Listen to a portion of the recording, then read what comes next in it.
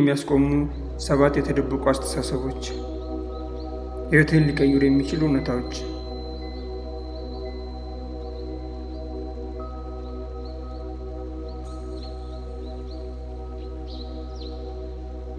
ሰላም ውድ የሜሎና ሚዲያ ተከታታዮች፣ ዛሬ በጣም አስፈላጊ ጉዳይ እንነጋገራለን።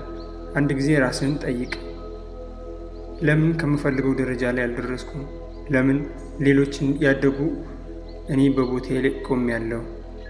ለምን ህልሜን ማሳካት ከባድ ሆነብኝ? ብዙ ሰዎች ወዲያውኑ ምክንያቶችን ያገኛሉ።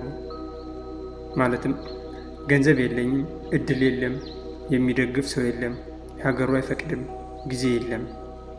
እነዚህ ሁሉ በከፊል እውነት ሊሆኑ ይችላሉ። ግን ዛሬ አንድ ጠንካራ እውነት ልንገርህ።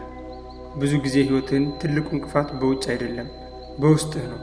ማለትም በአእምሮ ውስጥ ያለው አስተሳሰብ፣ በራስህ ላይ ያለህ እምነት እና በየቀኑ ለራስህ የምትናገረው ቃል።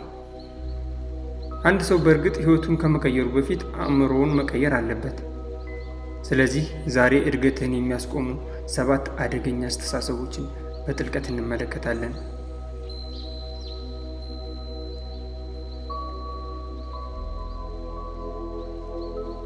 ክፍል 1፣ እኔ እንዲህ ነኝ የሚለው አስተሳሰብ። ብዙ ሰዎች ራሳቸውን በአንድ ሳጥን ውስጥ ያስገባሉ። እኔ ዝምተኛ ነኝ፣ እኔ መሪ አይደለሁም፣ እኔ በትምህርት ጎበዝ አይደለሁም፣ እኔ ንግድ አልችልም። እነዚህ ቃላት ቀላል ይመስላሉ፣ ግን ህይወትን የሚቀይሩ ኃይለኛ ቃላት ናቸው። ምክንያቱም አእምሮህ የምትደጋግመውን ያምናል። አንድ ተማሪ እኔ ሂሳብ አልችልም ብሎ ካመነ ለመማር እንኳን አይሞክርም። አንድ ሰው እኔ ሀብታም መሆን አልችልም ብሎ ካመነ እድሎችን እንኳን አይመለከትም። ለአንድ ደቂቃ አስብ። ዛሬ የምታደርገውን ከ5 ዓመት በፊት ትችል ነበረ? ምናልባትም አይደለም። ታዲያ ምን ተለወጠ? አንተ ተለወጥክ፣ ተማርክ፣ አደግክ። ስለዚህ ችሎታ ቋሚ አይደለም፣ ችሎታ ይገነባል።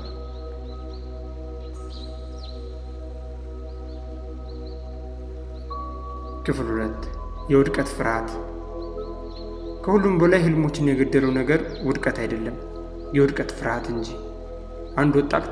አንድ ወጣት ንግድ ለመጀመር ይፈልጋል፣ ግን አይጀምርም። ለምን? ቢከሽፍስ? አንድ ተማሪ ጥያቄ ለመጠየቅ ይፈራል፣ ነገር ግን አይጠይቅም። ምክንያቱም ሰዎች ቢስቁብኝስ ብሎ ያስባል። አንድ ሰው የዩቲዩብ ቻናል መክፈት ይፈልጋል፣ ግን አይጀምርም። ምክንያቱም ማንም ባያዩስ የሚል ፍራቻ። እነዚህ ሁሉ የፍርሃት ውጤቶች ናቸው። ግን ታሪክን ተመልከት። ማንም ታላቅ ሰው ያለ ውድቀት አልተሳካለትም። ውድቀት የስኬት ተቃራኒ አይደለም፣ የስኬት አካል እንጂ። ክፍል 3፣ ራስን ከሌሎች ጋር ማወዳደር ማቆም። ዛሬ ብዙ ሰዎች በሶሻል ሚዲያ ምክንያት ደስተኞች አይደሉም። ምክንያቱም ሁልጊዜ ራሳቸውን ከሌሎች ጋር ያወዳድራሉ። አንድ ሰው መኪና ገዝቷል፣ ሌላኛው ቤት ሰርቷል፣ ሌላው ደግሞ በውጭ ሀገር እየኖረ ነው። ከዚያ ሰውየው ራሱን ይንቃል። ግን አንድ ነገር አስታውስ፣ ሰዎች ውጤታቸውን ያሳያሉ፣ ትግላቸውን አያሳዩም፣ ቁስላቸውን አያሳዩም፣ ሌት ያለቀሱትን እንባም አያሳዩም።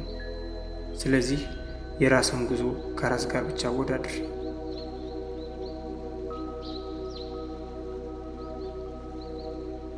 ክፍል 4፣ ፍጹም ጊዜን መጠበቅ። ይህ ማለት ብዙ ሰዎች እንዲህ ይላሉ፣ ሁኔታው ሲሻሻል እጀምራለሁ፣ ገንዘብ ሲኖረኝ እጀምራለሁ፣ ጊዜ ሲኖረኝ እጀምራለሁ። ነገር ግን በፍጹም ጊዜ አይመጣም። ሁሉም አንድ ምክንያት ይኖራል። ሁሌም አንድ ችግር ይኖራል። የተሳካላቸው ሰዎች የጀመሩት ፍጹም ሁኔታ ስለነበራቸው አይደለም። የጀመሩት ያላቸውን ሁኔታ ተጠቅመው ነው።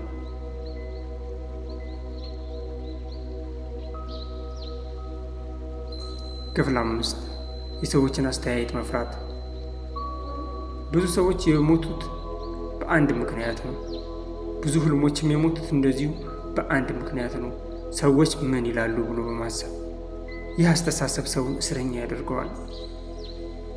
እውነታው ግን ሰዎች ስላንተ እንደምታስቡ ብዙ አያስቡም። ሁሉም በራሳቸው ችግር ተጠምደዋል። ስለዚህ ሕይወትህን ለማሻሻል ስትሞክር የሰዎችን ድምፅ ከህልምህ እንዳይበልጥ አድርግ።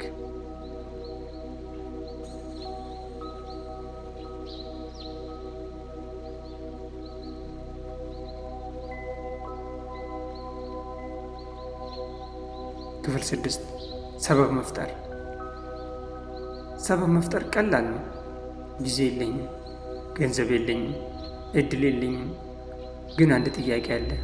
ባለህ ነገር ምን ማድረግ ትችላለህ የሚለው። የተሳካላቸው ሰዎች ይህን ጥያቄ ጠይቀው ነው ራሳቸውን ያገኙት።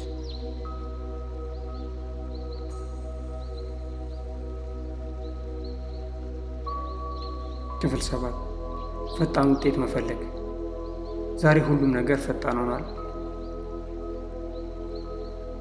ሰዎች ፈጣን ስኬት ይፈልጋሉ፣ ፈጣን ገንዘብ ይፈልጋሉ፣ ፈጣን ለውጥ ይፈልጋሉ። ግን እውነተኛ እድገት እንደ ዛፍ ነው። ቀስ ብሎ ያድጋል። በየቀኑ ትንሽ ትንሽ ይቀየራል። አንድ ቀን ግን ታላቅ ውጤት ይታያል። ውድ የሜሎና ሚዲያ ተከታታዮች፣ ዛሬ የተማርነውን ትልቁ ትምህርት ይህ ነው። ሕይወትህን ለመቀየር በመጀመሪያ አእምሮህን መቀየር አለብህ። ለራስ የምትናገረውን ቃል መቀየር አለብህ። ፍርሃትን መጋፈጥ፣ ከሌሎች ጋር መወዳደር ማቆም፣ ዛሬ ያለህን ነገር ተጠቅመ መጀመር እና አስታውስ፣ አንተ ከህልም የሚለየው ርቀት ብዙ ጊዜ የሚገኘው በአእምሮ ውስጥ ነው። ከዚህ ቪዲዮ የተማርከውን በኮሜንት አጋራኝ። ቪዲዮውን ላይክ፣ ቻናሉን ሰብስክራይብ ያድርጉ፣ ለጓደኞቻችሁም ያጋሩ። ስላዳመጣችሁኝ አመሰግናለሁ።